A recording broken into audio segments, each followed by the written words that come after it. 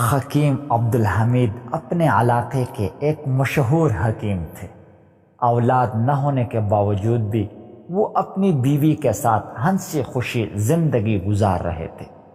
ایک دن حکیم صاحب کسی کا علاج کر کے گھر واپس آ رہے تھے کہ انہوں نے جھاڑیوں کے پیچھے سے ایک بچے کی رونے کی آواز سنی۔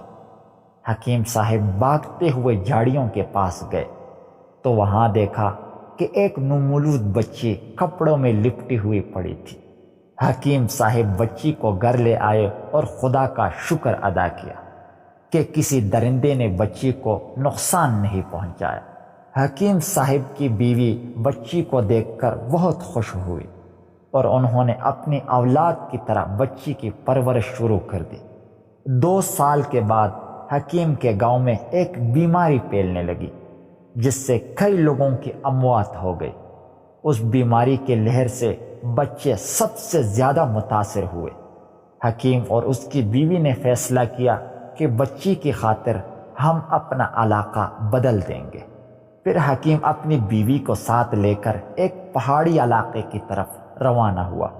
اس علاقے کے لوگوں کو جب اس بات کا پتہ چلا کہ ہمارے علاقے میں ایک نیا اور ماہر حکیم آیا ہے تو وہ بہت خوش ہوئے کہ ہمیں علاج کے لیے کسی دوسرے علاقے میں جانے کی ضرورت نہیں ہوگی۔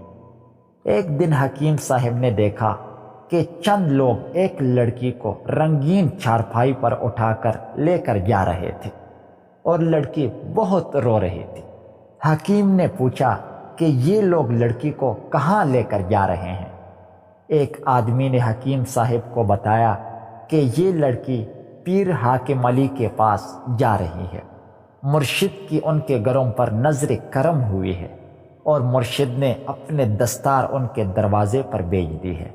حکیم آدمی کی اس بات سے بڑا حیران ہوا اور کہا کہ یہ کیسی رسم ہے کہ دستار کے بدلے لڑکی پیر کو دے دے؟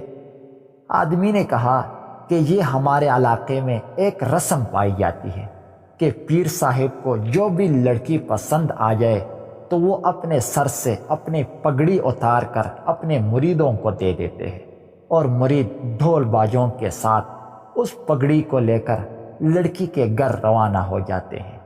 لڑکی کے والدین جب پیر صاحب کی پگڑی کو دیکھتے ہیں تو احترام سے اس کو چوم لیتے ہیں اور اپنی خوش نصیبی سمجھتے ہیں کہ پیر کی عزت ان کے در پر آئی ہے اور اپنی بیٹی کو مریدوں کے ساتھ بھیج دیتے ہیں۔ حکیم صاحب نے کہا کہ یہ تو ایک جاہلانہ رسم ہے جس کا دین اسلام سے کوئی تعلق نہیں ہے۔ آدمی نے حکیم سے کہا کہ زبان سنبھال کر بات کر، آپ اس علاقے میں نئے ہیں اس لیے میں آپ سے نرمی سے برت رہا ہوں۔ ہمارے علاقے کے ایک معلم نے پیر صاحب کے خلاف بولا تھا تو مریدوں نے اس کا ایک ہاتھ اور ایک ٹانگ کاٹ ڈالی تھی۔ حکیم آدمی کی یہ بات سن کر خاموش ہو گیا اور واپس گھر کی طرف روانہ ہوا۔ حکیم نے اپنی بیوی کو یہ بات بتائی تو اس کی بیوی بھی بہت پریشان ہوئی۔ اس نے حکیم کو مشورہ دیا کہ ہم اس علاقے میں نئے آئے ہیں اسی لیے آپ کو اس معاملے میں بولنے کی ضرورت ہی نہیں ہے۔ وقت اتنی تیزی کے ساتھ گزرا کہ پتہ بھی نہیں چلا۔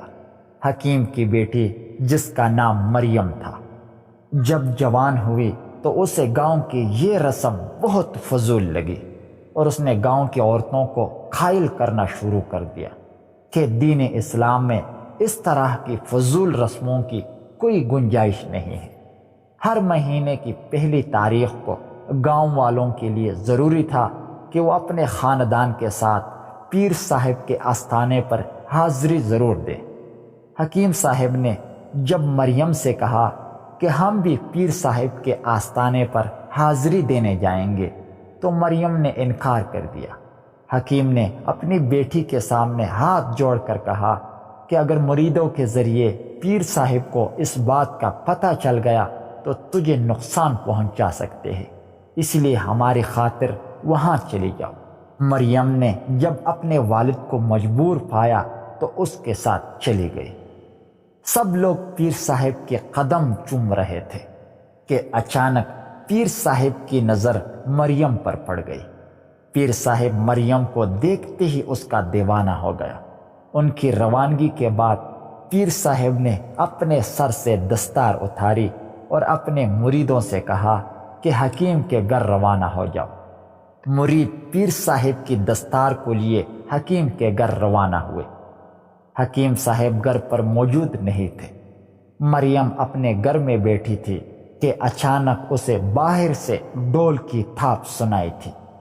5 مرید ڈول کی تھاپ پر رقص کرتے ہوئے حکیم کے دروازے پر رک گئے۔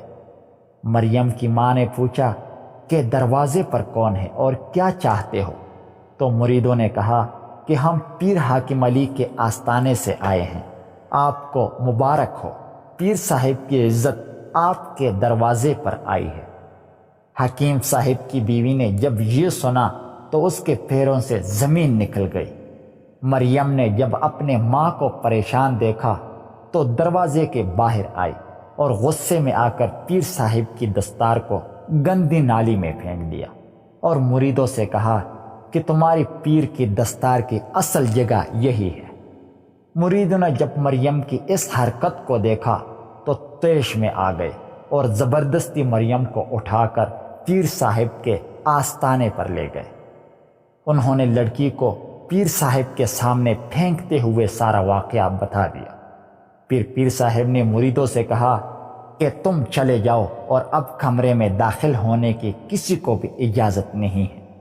پیر صاحب نے مریم کے بال چہرے سے ہٹاتے ہوئے کہا کہ تم غصے میں بھی بہت پیاری لگتی ہو، تجھے کس بات کا غصہ ہے؟ تجھے تو خوش ہونا چاہیے کہ تم مجھے پسند آ گئی ہو۔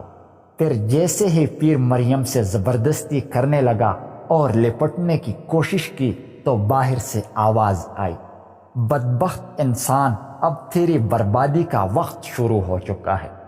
تو ہوس میں اتنا اندھا ہو چکا ہے کہ تجھے اپنے خون کی پہچان ہی نہیں رہی۔ پیر صاحب نے دروازہ کھولا تو باہر سے وہی معلم کھڑا تھا جس کو پیر نے معذور کر دیا تھا۔ معلم نے کہا کہ مریم تیری ہی اولاد ہے۔ پیر کی بیوی نے اپنے شوہر کے خلاف آواز بلند کی تھی۔ ابھی مریم اس کے گود میں تھی کہ پیر نے بیوی کے قتل کا حکم دے دیا تھا۔ مریم کی ماں اسے گود میں لیے بھاگ رہی تھی اور مرید خنجر لیے اس کے پیچھے پڑے ہوئے تھے۔ اس نے مریم کو جھاڑیوں کے پیچھے رکھ کر ندی میں ڈوب کر اپنے جان دے دی۔ حکیم صاحب نے مریم کو جب دیکھا تو اپنے گھر لے گیا تھا۔ پیر صاحب نے جب یہ سنا تو شرم کے مارے آستانے سے بھاگ گیا۔ مریدوں نے اپنے پیر کو بہت تلاش کیا مگر وہ نہ ملا۔ 1 ہفتے کے بعد ایک ندی کے کنارے پر پیر صاحب کی دستار پڑی تھی، جس سے سب نے اندازہ لگا لیا کہ پیر صاحب نے خودکشی کر لی تھی۔ اگر ویڈیو اچھی لگی ہو تو پلیز چینل کو ضرور سبسکرائب کیجیے گا۔ میں روزانہ اسی طرح کی ویڈیوز اپلوڈ کرتا رہتا ہوں۔ شکریہ۔